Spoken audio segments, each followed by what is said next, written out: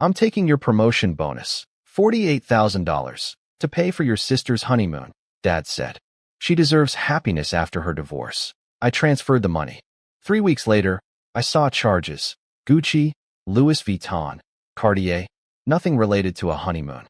I called the bank. Dispute every transaction. When the credit card company called her the night my dad told me he was taking my promotion bonus, I was still wearing my name tag. It was a Tuesday in late March, 7:42 p.m. according to the little digital clock over the bar at Baxter's Grill in Omaha. I'd driven in from Lincoln after a full day of store visits, still smelling like fabric protector and showroom coffee. "Daddy, can I get extra fries?" my daughter asked. Emma was 8, swinging her heels under the booth, using a crayon to make the kids' menu maze look like a crime scene. Her future interior designer t-shirt was half covered by the too big Baxter's bib. "Yeah, Bug," I said. "Extra fries are a human right." She grinned and went back to coloring. Her being happy was the only reason I'd agreed to family dinner with my parents on a work night. Dad lifted his beer. "To my son," he said loudly enough that the couple in the next booth looked over. "Regional sales manager for Midwest Comfort Home." He butchered the company name, but the pride sounded real. Mom smiled like a campaign poster. "We're so proud, Doug. All that hard work finally paying off." "Thanks," I said, cheeks warm. HR said the bonus will hit Friday. 48 grand pre-tax. I'd already mentally parked it on a down payment and bumping up Emma's 529. Dad's eyes sharpened at the number. That should have been my warning. The server dropped our food. Emma started counting fries under her breath. I watched her lips move. 1, 2, 3. Her little tongue stuck out between her teeth. My chest loosened. This was why I did all of it. The territory driving, the hotel rooms, the endless PowerPoints about sectional configurations. Dad cleared his throat. "So," he said too casually, "about that bonus." My stomach did a small drop. "What about it?" He laced his fingers together on the table like he was about to deliver a performance review. "Your sister's honeymoon." "Qley's?" I asked. "The divorce just finalized last month." "I didn't know there was a honeymoon." "There will be," Mom said quickly. "She deserves something nice after what that man put her through." Dad nodded. "She deserves happiness after her divorce. We've all decided your bonus is the perfect way to give her that." I blinked. "Come again. You don't need all that money right now," Dad said. "You're renting. You're fine. Qley, on the other hand, has been through hell. The least we can do as a family is send her somewhere decent. Greece, maybe.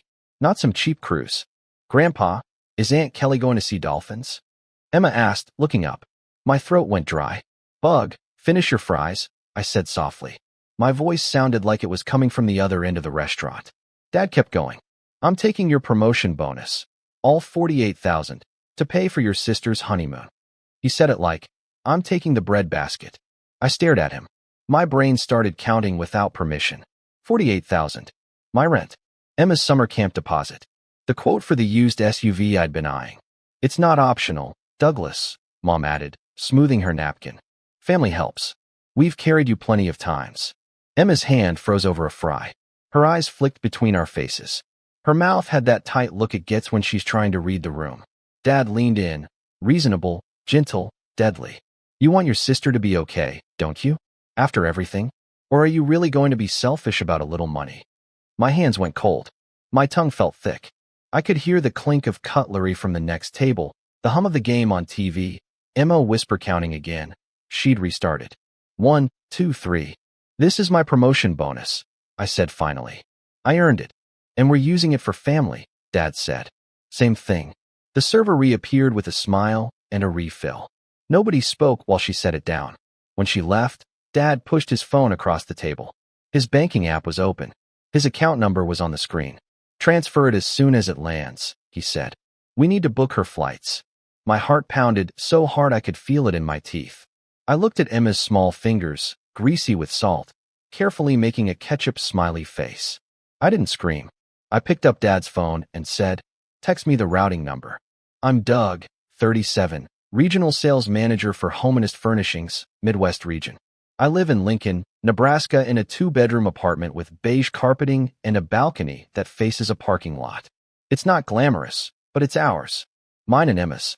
I spend 3 to 4 days a week on the road, bouncing between Omaha, Des Moines, Sioux City, And whatever small-town strip mall corporate decides needs more accent chairs. My parents live in Council Bluffs, 20 minutes from my first store and a lifetime from reality. Growing up, money was always family money. If I got a birthday check from Grandma, it went into the house account. When I got my first part-time job at 17, Dad said, "You live here, you contribute."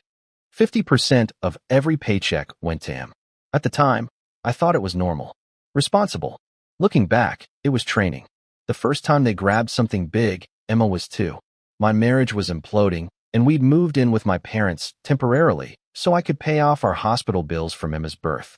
One afternoon, I came home from a double shift at the showroom to find Mom at the dining room table with a shiny new credit card. "Look," she said brightly.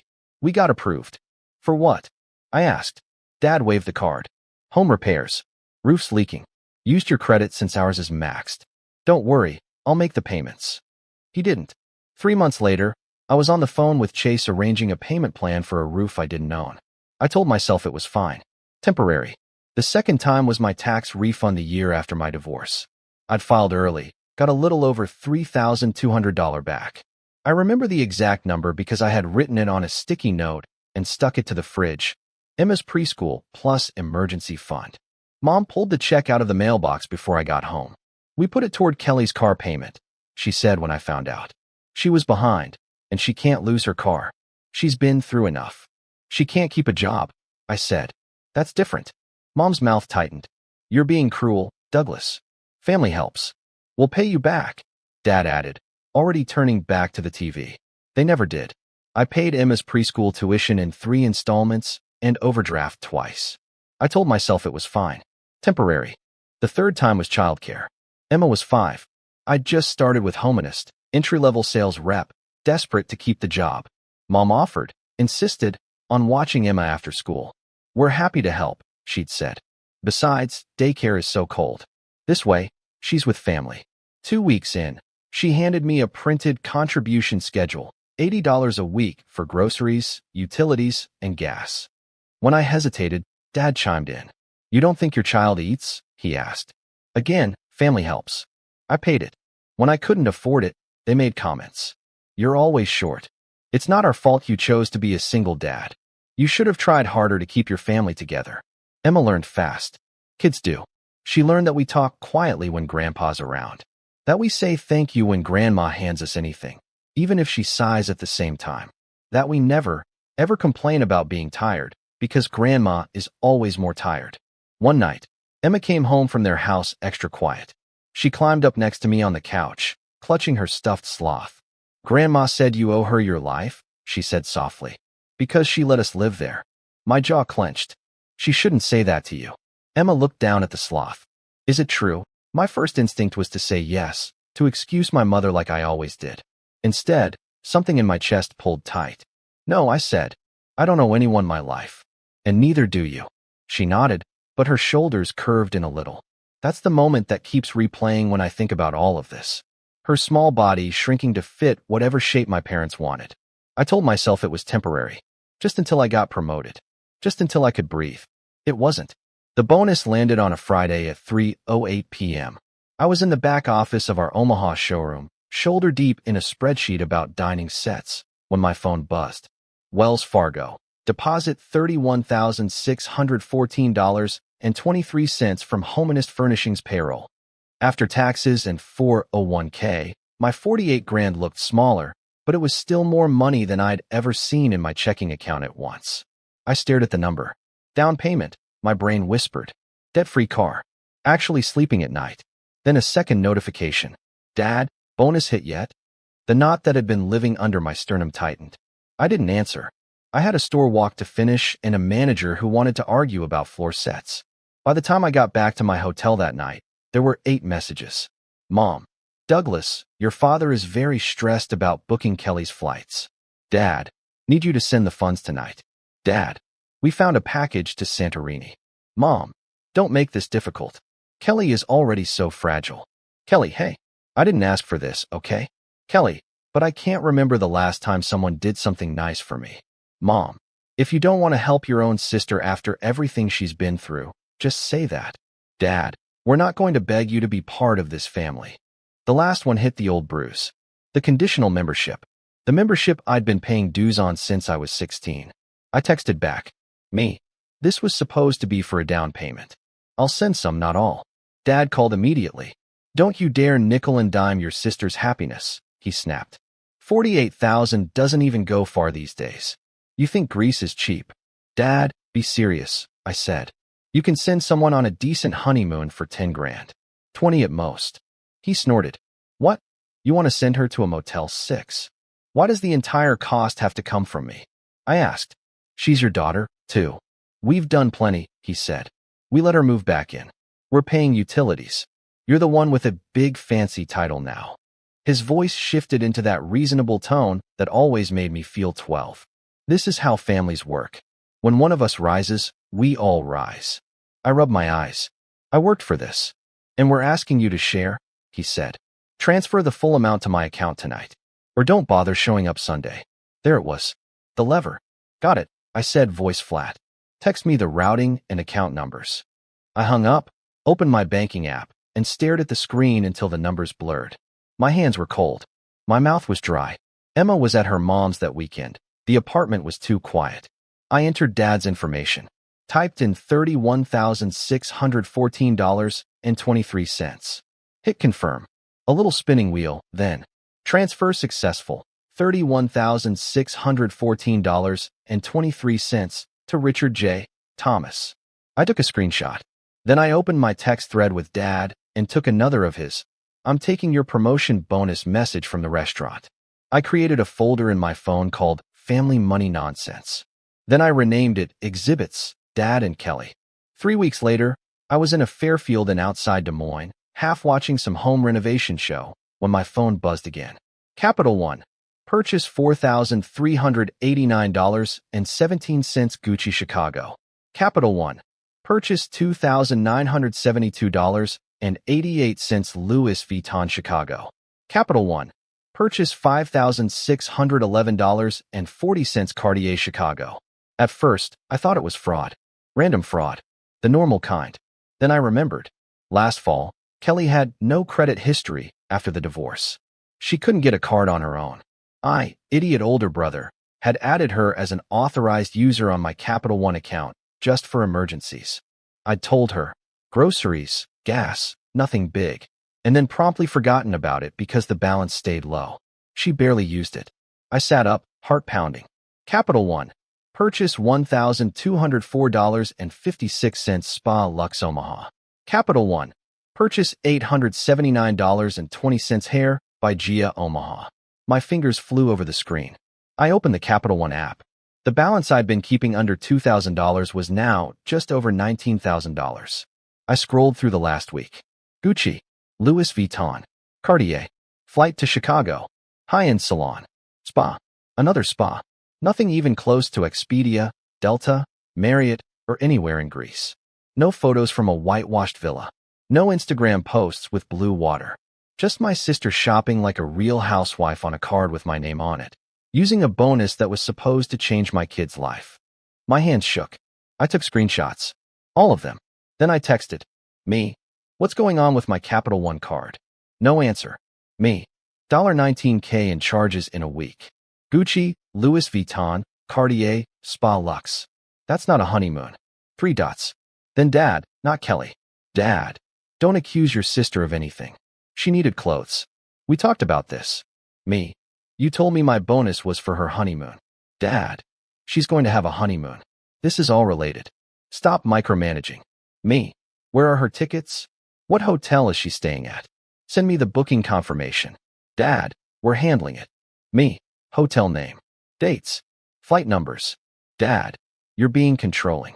This is why you're alone. I stared at that last line. The old guilt tried to rise. This is about you being unlovable, not about theft. I took a breath. Screenshot. Dad's texts. The transfer. The Capital One charges. Email from HR about the bonus. All of it went into Exhibits, Dad and Qley. That's when I stopped arguing and started documenting. I backed out of the app and hit the number on the back of my Capital One card. Thank you for calling Capital One, the automated voice said. Please tell me briefly what you're calling about. Dispute every transaction from the last 10 days. I said. Every single one. Capital One took it seriously the second I said the words unauthorized use by authorized user and coerced transfer. We'll open a fraud investigation, the rep, Haley said. Her voice was calm and professional.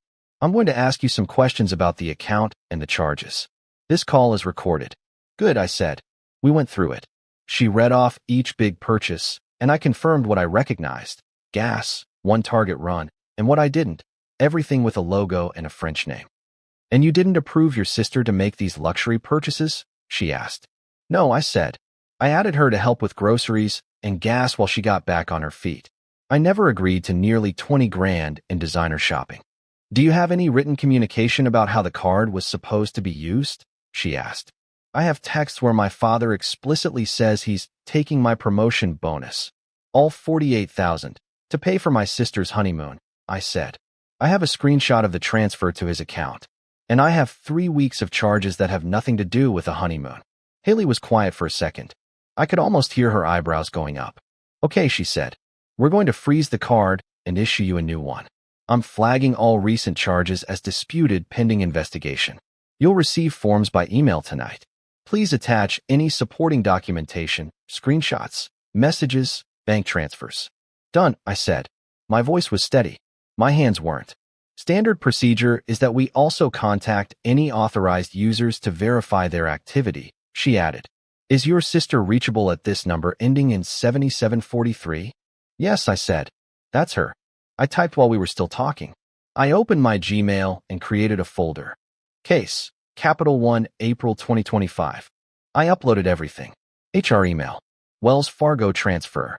Text with Dad. Capital One statement. My own notes. After we hung up, I sat on the edge of the hotel bed and stared at the ugly beige carpet. Emma's unicorn drawing was taped to my laptop lid, a little crooked. My chest hurt. My phone buzzed again 20 minutes later. Dad. I didn't answer. 5 minutes after that, Qley. I didn't answer. Then Mom. I put the phone face down and opened my laptop instead. Email from Capital One. We've opened an investigation on your account. Case ID 84762-2025. I took a screenshot of that too. The fallout started the next afternoon. I was in the Lincoln store, walking a couple through sofa fabrics, when my Apple Watch lit up with a call from an unknown 800 number. I let it go to voicemail. Then another text from Qley, all caps. Qley, call me right now. I stepped into the break room and called her back. She didn't even say hello. What did you do? She screamed. They froze my card. The lady from Capital One called and grilled me like I'm a criminal. I was at Cartier, Doug. They embarrassed me. I closed the door gently. What did you tell them? That it's my card, she snapped. That my brother gave it to me as a divorce gift. Which you did. No, I said. I added you as an authorized user to help with groceries and emergencies. Not $20,000 in designer crap. It's not crap, she shot back. And you said I deserved something nice after what Brandon did to me. A spa day is something nice, I said. Half of Gucci is a personality disorder. She sucked in a breath. You're disgusting. What else did you tell Capital One? I asked. That you agreed to pay for my honeymoon, she said. That the bonus was for me. That all of this was part of that. And when they asked if the charges were part of a trip that's actually booked, I asked, what did you say then, Kel? What hotel are you staying at? What's your departure date? Silence. In the muffled quiet, I could hear Emma's voice from memory. Do we still have the down payment? My jaw clenched. The investigator called me afterwards, I said. They're adding your statement to the file. So is the text where Dad says he's taking my promotion bonus to pay for your honeymoon while you're sitting in Louis Vuitton. You're blowing this out of proportion, Qley said. Dad said family helps. This is what helping looks like. Helping is me babysitting your kids so you can go to interviews, I said. Helping is me buying you groceries when your alimony is late. Draining my bonus and maxing my card so you can cosplay as rich people is not helping. It's theft. You wouldn't have anything without Mom and Dad, she hissed. They let you live with them. They watched Emma. They're the reason you didn't lose your kid. And I paid them for that, I said. With every paycheck, every refund, every little favor they turned into a bill. Her voice rose. Mom is crying. Dad is furious.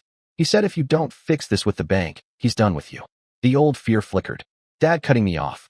No more holiday invitations. No more access to the house where Emma's cousins played. Then I pictured Emma counting fries in Baxter's, trying to make her face small while Grandpa talked about my money like it was his. Okay, I said. Let him be done. Qley sputtered. What does that even mean? It means, I said, that I'm done letting you treat my career like your ATM. Capital One will do their investigation. If they decide the charges are on me, I'll handle it with a lawyer. If they decide it's fraud, they'll handle it with you. Either way, I'm documenting everything. You wouldn't, she said, suddenly uncertain. You're not going to drag your own father into this with lawyers. I already did, I said. I filed a police report this morning for coerced transfer and credit card abuse. Case numbers in my notes if you want it. She went quiet. I could hear her breathing, fast and shallow. You're sick, she whispered. You're choosing money over family. No, I said. I'm choosing my kid over people who think her college fund is optional. I hung up before she could answer. That night, I drove to Wells Fargo and closed the joint emergency savings account I'd let my parents talk me into last year, the one they'd somehow always needed to borrow from. I changed every password attached to my banking and credit. I removed Qley as an authorized user. I had my HR rep split my paycheck between 2 banks and sent the new account info to them before the weekend. The next morning, I sent a short email to my parents and Qley with the subject line, Financial Boundaries, effective immediately. Going forward, I will not be providing any loans, transfers, or shared lines of credit to any family members. All existing shared accounts and authorizations have been removed. Please do not ask me for money or access to my accounts. Any future financial disputes will go through the appropriate legal channels, not private conversations. I attached the Capital One case email and a redacted copy of my police report. Then I turned my phone off and went to Emma's school for career day. Capital One sided with me. It took 6 weeks of emails. Their fraud team walked through everything. The bonus, the transfer to my dad, the luxury spree, the recorded call where Qley chirped. My brother gave me this card as my divorce consolation prize, and Dad's texts about your promotion bonus and your sister's honeymoon. In the end, they reversed every big charge except 2 tiny grocery purchases. They closed the old account, sent me a new card, and flagged Qley in their system. Just a heads up, the investigator said. She may have trouble opening accounts with us in the future. That's between you and her, I said. I'm out. Wells Fargo couldn't claw back the $31,614 I'd sent Dad, but the police report and my exhibits, Dad and Qley, folder mattered when I sat down with a lawyer. You have a clear pattern here, she said, tapping the stack of screenshots. Coercion, financial dependence, lies about how the money would be used. You could sue, but it'll cost you emotionally. Decide if that's worth it. It wasn't. I let the lawsuit idea go. The report stayed on file. That was enough. I stopped going to Sunday dinners. The first Sunday, Emma and I made dinosaur-shaped pancakes. She laughed so hard she snorted syrup. We walked around the complex and judged strangers' couches through their windows. Yours is nicer, she decided. Except that one. That one looks like it eats people. When we got home, my phone was full. Mom, you're seriously not coming? Your father made pot roast. Dad, your behavior is disgusting. Qley, hope your fancy couch keeps you warm when you die alone. I slid the phone into a drawer. A week later, Dad showed up unannounced. Emma was on the floor building a Lego coffee table. I opened the door. He pushed past me, breathing hard, eyes scanning my cheap furniture like a critic. You made your mother cry, he started. Qley can't get a credit card now. You embarrassed us with that report. The officer read your statement out loud. I'm taking your promotion bonus, like I'm some kind of thief. I leaned against the door, blocking the hallway. If you don't want to sound like a thief, I said, don't say thief things on text. His jaw clenched. Call the bank. Tell them it was a misunderstanding. Fix this. You don't do this to family. Behind him, Emma quietly set a Lego person on her plastic sofa and turned it toward the TV. No, I said. I don't. Think about the holidays, he snapped. Your mother. Your sister. You really want your kid growing up without grandparents because you're obsessed with some money. Emma tilted her head, listening. I want my kid growing up knowing the difference between love and leverage, I said. If that means less pot roast, we'll survive. You're choosing money over family, he threw out the old line. I'm choosing Emma over your entitlement, I said. I opened the door wider. We're done talking about my money. If you want to see Emma, we can talk about meeting in a park, in public. But you don't come into my home and threaten my relationship with my kid because I wouldn't let you empty my accounts. He opened his mouth, closed it. For the first time, he looked small. You're not serious, he muttered. I am, I said. The officer asked you the same thing I'm asking now. Why were you entitled to his bonus? You didn't have an answer then. You don't now. I stepped aside. Goodbye, Dad. He waited a second for me to back down. I didn't. He walked out. The door clicked shut, small and final. Emma looked up from her Lego living room. Is Grandpa mad? Yeah, I said. He is. Is it my fault? My chest hurt. No, Bug. Grown-ups made bad choices with my money. I made better choices to fix it. That's all. She thought about it, then nodded. Are we okay? We're more than okay. I said. We're boring. Boring is good. She smiled. If we're boring, can we get a dog? Slow down. I laughed. Let's start with a plant. So